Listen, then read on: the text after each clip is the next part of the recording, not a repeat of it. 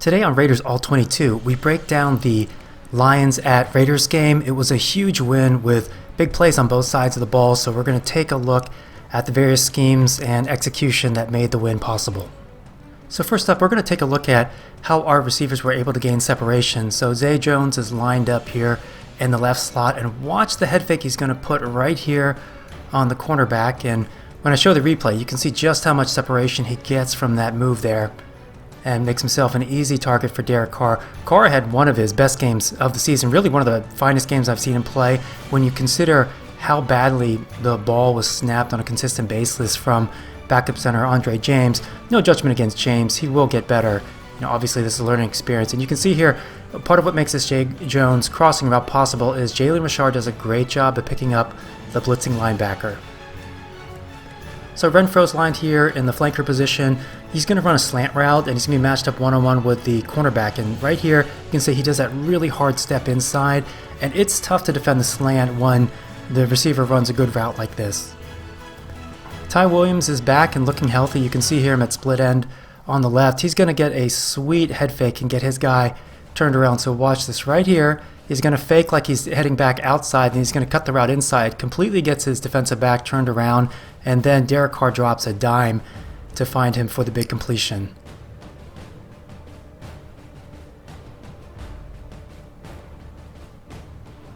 So last week, the Texans did an amazing job of disrupting Waller's routes and challenging him. So the Raiders this week did some things to counter. So right here you can see that Ty Williams is running a fly route. He's going to force the cornerback here to drop back into deep coverage. This leaves a gap for Carr to drop it into Darren Waller, and Waller's running a deep crossing route. This is the deep ends, dig routes have been probably the most consistent for the Raiders this year. I think for Carr, it's a great ability for him to time since he's got such an accurate arm.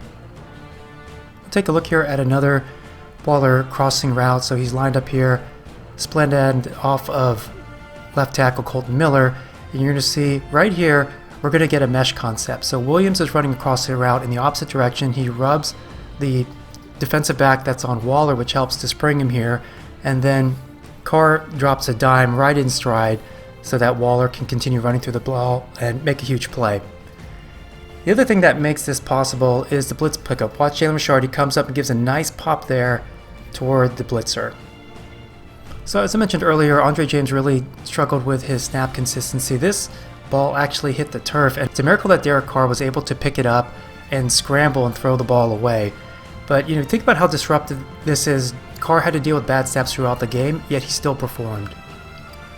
So Carr's downfield passing was on point, so we're going to take a look at a deep crossing route to Tyrell Williams. And so he's going to, right here, give a stutter step and then cut inside, and Carr's already releasing the ball. And so Williams picks up a huge reception, and the amazing thing, it really tells you how well in sync these two players are. Carr trusting the route running of Williams that he's going to be where he's supposed to be, drops a dime that Williams can run across laterally and pick up several yards after. Carr also had a nice post route to Marcel Aitman, and the location of this ball is just stunning. Look at that Carr dropping the ball in there, perfectly thrown, no chance of it getting picked, allows Aitman to run through the ball. On a weekly basis, Jacobs really flashes on tape, so you're going to see an amazing juke move that he does on an inside run. And so here you can see Richard Incognito continuing a stretch of amazing games, so getting a huge block out, and then the defensive back should have Jacobs here covered here in the hole, but Jacobs just plants his foot hard, cuts to the left, and then ends up dragging a linebacker for like another 7 yards. Such a tough, instinctive, physical runner, and he really puts guys on their heels and then runs through them. One of the great things to see is the chemistry between fullback Alec Ingold and Jacobs. These two guys love playing with each other, and Ingold just lays a wicked cut block here on stud defensive end Trey Flowers, gets him on the ground, and opens the lane for Jacobs to dive into the end zone.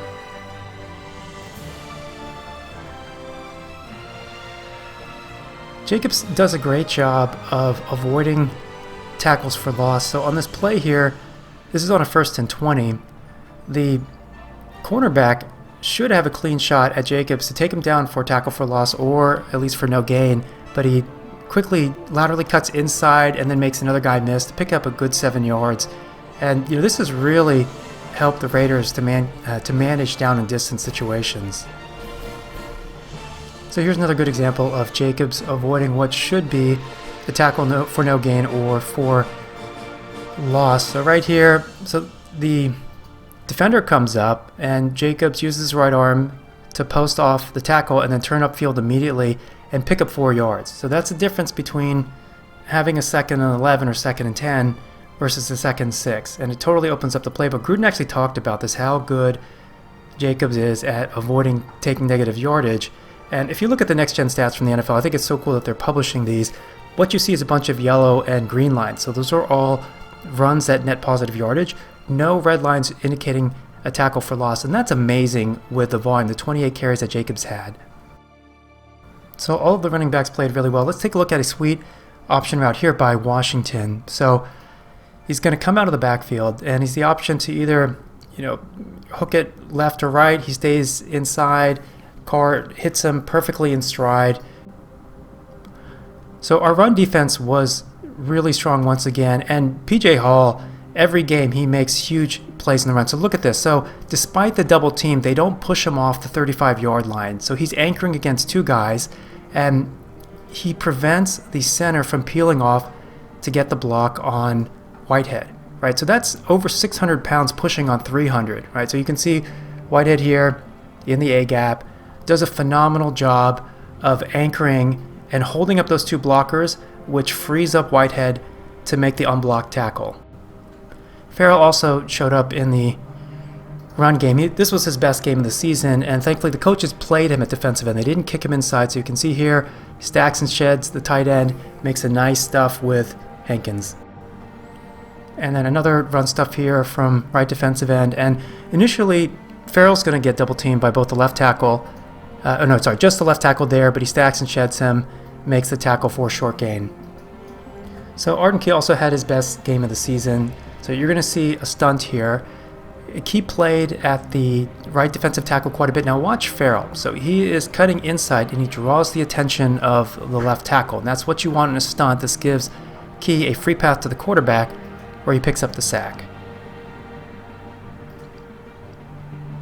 Really sweet execution by Key and Ferrell.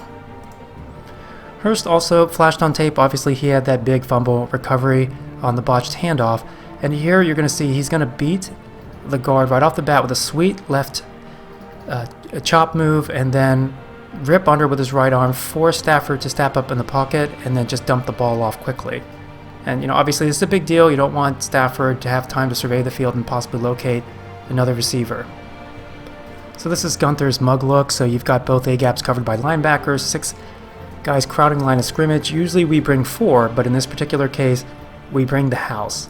And obviously they don't know what we're going to do before the snap of the ball, and Stafford has to run for his life. He's not the same guy when you make him move off his spot. He's a great pocket passer. He's not very efficient at throwing on the run.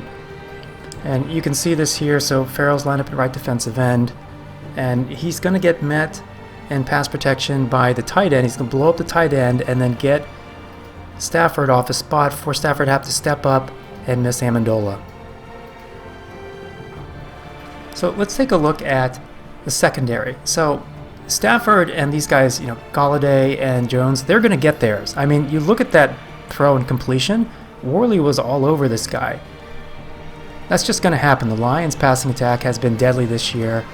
We did have some breakdowns. So we're showing a cover 2 look here with Eric Harris covering the bottom half. And you see he gets spinned around there, right? And he's late coming over to Galladay. And Harris he compounds that problem by taking a poor angle to make the tackle. And he really kind of got fooled by Stafford, was looking right the whole way. You can see here when you watch Harris, he's cheating to the left and then he recovers too late to come back to make the play. So Harris did atone for this with his play throughout the rest of the game. He actually had a pretty good game, and so you're going to see them again in a cover 2 look here. This is in the last drive at the end of the game. Hawkinson is the receiver running a post route. Harris is going to see this, come up and just nail a brutal lick on the guy and just lay him out. Cover 2 is definitely tough on the safeties. They've got to read and cover a lot of ground, and Harris plays it perfectly in this case. So rookie Trayvon Mullen made his second consecutive start. Here he's covering the split end, and you're going to notice like Golladay here is just flying, right? So it looks like he's going to beat Mullen on this big play downfield, but Mullen's got great speed and length and recovery, and he doesn't use his hands. He trusts his feet, stays in good position, and forces the incompletion. So Darrell Worley also had a really big game, so he's matched up here against Golladay, who's at split end. And boy, look at this positioning he's maintaining throughout, and then is essentially the receiver on the route. He is where Golladay wants to be, right? And this is just phenomenal, good hip turn here, mirroring the receiver, and then turning and finding the ball, coming up with a big play. So Gruden 2.0 is not like 1.0. When Gruden was rehired, I was very concerned about two tendencies that he had in his first stint. One, he didn't trust younger players, and two, he was conservative almost to a fault, right? We've seen a very different Gruden, who's come back. He's got tons of rookies and young players playing, and he's also willing to take big risks, including a 4th and 3, which we failed on, and then this huge faked punt. So it's a great play design. It's snap to Levitt, who hands it off to Carrier coming on the jet sweep. And, it's great to see Gruden willing to take risks. I mean, this has become, the NFL's changed a lot in terms of risk orientation and the analytics, and plays like this tend to net out wins. Okay, so if we come to the last drive, what's really key prior to this drive, we had 2 3-and-outs because we got fairly conservative with our play calling and predictable, giving the ball to Jacobs. So we put Richard in here. At this point, the game is tied. Richard's going to run a wheel route coming out of the backfield. And look at this placement by Carr. Just another dime, perfectly placed so that Richard can catch the ball. This was like jaw-dropping. When I saw the ball being thrown in the broadcast, I thought this might get picked. But instead, Carr makes a perfect play. Okay, so right after that big gain, we're going to run an inside handoff to Richard. And watch the pulling block that Incognito gets in the hole here. He's going to smash the linebacker, get a sweet block down, open a big hole for Richard. Offensive line did a fantastic job. Sharp did a pretty solid job filling in for Trent Brown.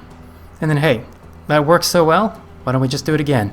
So watch Richard follow Incognito through the hole. Incognito is so good at pulling. So here again, Incognito, the solid block there on the linebacker for first down.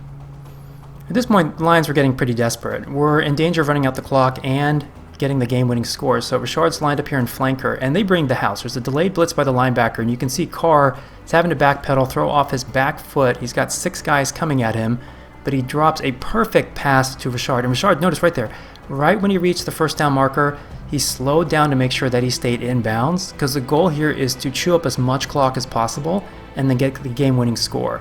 A perfect pass from Derek Carr under pressure, dropping back and hitting Richard in stride. And then the game-winning play is a huge credit to Carr. He's going to slide left laterally with the pressure. And right here, watch Renfrow. He stutter steps. This totally throws off the cornerback, right?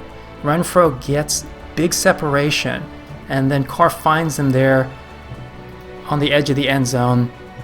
And Renfrow does a fantastic job securing the ball and getting both of his toes down. Just a phenomenal job in this scramble drill by Hunter Renfrow. And good job by Carr to buy time to make it happen. All right, so obviously our defense needed to protect this lead here. You're going to see Hall get a pressure here on Matt Stafford. So huge bull rush, gets deep penetration, forces Stafford out of the pocket where he's kind of like a snail out of his shell. And then we're going to see Hall get a sack here. And this is going to be caused by the pressure that Ferrell gets off of right defensive end. So comes up, bull rushes the left tackle, gets in Stafford's face, Stafford slips, and Hall finishes him off.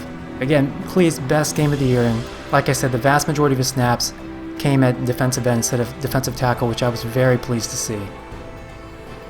And on this heart-stopping last play, we're going to see Ferrell again get a pressure. So we've got 5 down linemen. This looks like a run-heavy formation. Ferrell gets in the backfield. Notice he gets his arm up. This causes 2 things for Stafford. Stafford's throwing off his back foot, and he's having to throw sidearm. That's not Stafford's game. And then Joseph comes up with a huge pass broken up against the tight end in the end zone, against the guy who's probably a good 8 inches taller than he is. A huge play. All right, guys, well, I hope you've enjoyed my breakdown of the Raiders and Lions game. I am currently around 750 subscribers. I would appreciate your guys' help getting me to 1K. Once I get 1,000 subscribers, I'm eligible for the YouTube Partner Program. I hope you guys enjoyed this video. Let me know your thoughts about the Lions game, and I hope to see you guys soon. Take care.